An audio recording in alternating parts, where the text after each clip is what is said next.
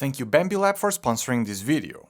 Have you ever been in the middle of a build and then you need that one small piece, a 1x1 tile, a hinge, maybe a flower, and your collection looks like this?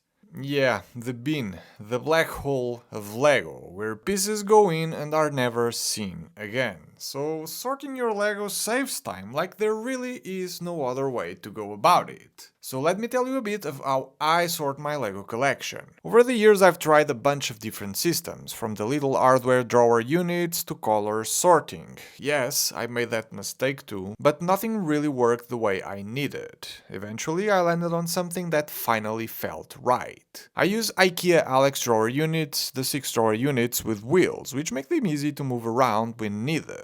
On top of that, I've stacked them in pairs, carefully by the way, not IKEA approved, as if you open too many drawers it could topple, but it works for me. These drawers open wide enough to give me a clear view of everything, and inside them I've placed all sorts of plastic trays with divider which didn't look amazing but worked for a time. Each drawer focuses on a specific type of piece, and within those drawers, pieces are grouped by type first, then by color only if it makes sense. If I have enough of one piece in one color, it might get its own little section, but if I only have a handful, I'll group them with similar shapes instead. This system makes it incredibly quick to find what I need. Instead of opening a dozen little drawers for every build, I just pull out one larger drawer and I've got everything I need in front of me. It saves time, it looks good, and honestly, it's pretty satisfying to open a neatly sorted drawer of Lego. Of course, not everything fits in this system. Larger bricks, big animals, terrain parts, they're stored in clear plastic boxes elsewhere. It's not ideal, but that's where they live. A few months ago, however, I finally found a way to perfectly sort my Lego collection, as the wasted space of using different kinds of dividers was driving me insane, and the solution was designing my own system myself with the use of 3D printing. Different sorting bins designed with Lego measurements in mind so that every millimeter of space was used, making it amazing to work with. But not everyone needs such a system. This works great for my personal collection because it's quite large, but for people who have smaller Lego collections, your approach should be completely different from my system or those massive setups you see online. So let's talk about how to sort Lego efficiently for smaller collections. We all start with the bin, one big box where everything lives. It's fine for kids or for the occasional builder, but the moment you're trying to build something specific, the bin turns into a nightmare. You dump everything out, dig around for ages, only to realize the piece you're looking for is actually already in a build sitting on your shelf. Yeah, we've all been there. Now here's what not to do. Don't sort by color, just don't. It sounds like a good idea, I'll put all the black pieces together, but the moment you're looking for a small black tile in a pile of black Lego, you'll understand why that's a terrible idea. What actually works, especially if your collection is small, is sorting by type of piece. I grabbed a bunch of pieces from my kids' Lego bins to showcase this a little better.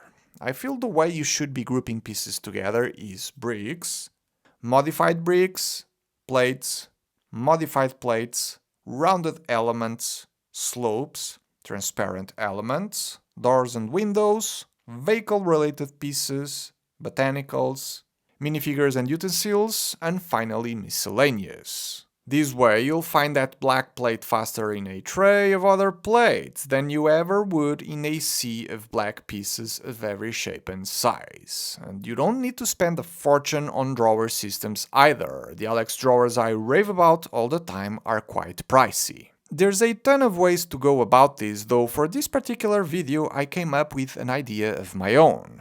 I love these Samla boxes from IKEA. They're cheap, stackable, and I use a ton of them for most of my bricks and bigger elements that would otherwise take way too much space on the Alex drawers. Now, what if these same Samla boxes were in fact a way to organize your small collection, as in having inserts for them that would allow you to sort pieces inside? And that's where the sponsor of this video, Bambu Lab, comes in.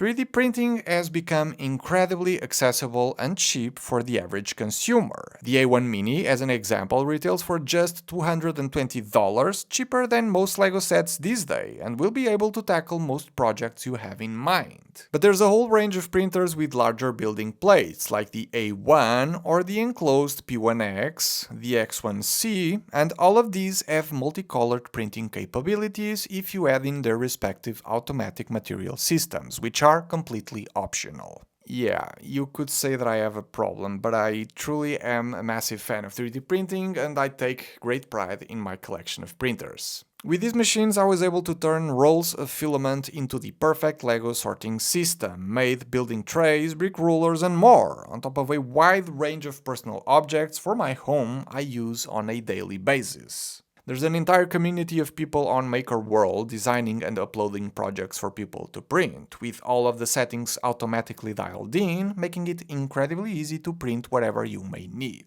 All my projects can be found there, links in the description, including my all-new IKEA Samla box inserts for smaller LEGO collections, as we move back to the main topic of the video. Starting with this small 5-liter Samla box, I figured that the way to go about it and give people all the options in the world was to design a tray system that you could easily take out with 3 different levels as to not make it incredibly difficult to grab pieces from the bottom, with 4 different options to print depending on your needs. There's a tray with 9 dividers, one with 4, 2 and 1 without any dividers at all for bigger quantities of pieces. The measurements for all inserts make it possible to print every single one of them in this small A1 Mini Bambu Lab printer. It feels incredibly satisfying getting this much sorting value out of a cheap box you can get on IKEA for a couple bucks, that in the past I only used for large amounts of bricks. Going forward, I'll still use these boxes for bricks, but that got me thinking of ways to sort them inside. While these smaller trays don't make much sense as they can't take that many pieces, that's where the deep bins come in. 3 different types means you can do a different set of combinations, where my favorite is using 2 of the larger bins to sort the 1x bricks on one side and the 2x bricks on the other, making it slightly easier to find these types of pieces. And the cool thing is that all of the small trays and deep inserts are compatible, so you can have half of the box with little trays and the other half with deep inserts. You decide. But maybe the smaller Samla boxes are too small for your small LEGO collection, so I decided to do the exact same thing on the next size up. The premise is still the same, smaller trays of different sizes you can print to match your needs, only this box will fit 12 of them instead of the 6 trays the small box fits. And again, if you need something slightly bigger for larger quantities of pieces, I designed deeper bins as well that can, like the ones from the last box, be combined with one another. For some of these inserts though, you would need to use printers with a larger print bed size, as the A1 Mini this time around can't fit. The lids close when you have inserts inside, making it possible to stack the IKEA boxes to keep your small LEGO collection clean and tidy when you're done building. There's definitely tons of options out there for sorting LEGO bricks, but I figured having another one made by a LEGO fan for LEGO fans couldn't hurt. I just wanted to say that I'm really picky when doing sponsored videos, and if I'm doing them, I want to provide as much value as I can for the community. So it really felt incredibly rewarding and reassuring when many of you came up to me on Brick World Chicago just a few weeks ago saying that you actually use my projects for your LEGO collections. Thank you for that. It truly means a lot. If you're slightly interested in the amazing technology of 3D printing, are considering getting your first printer, or are running low on filament, be sure to use the links below and support the channel ever so slightly with your purchases. Thank you Bambu Lab for being amazing sponsors of the channel, thank you for watching my videos, and I'll see you all on the next one.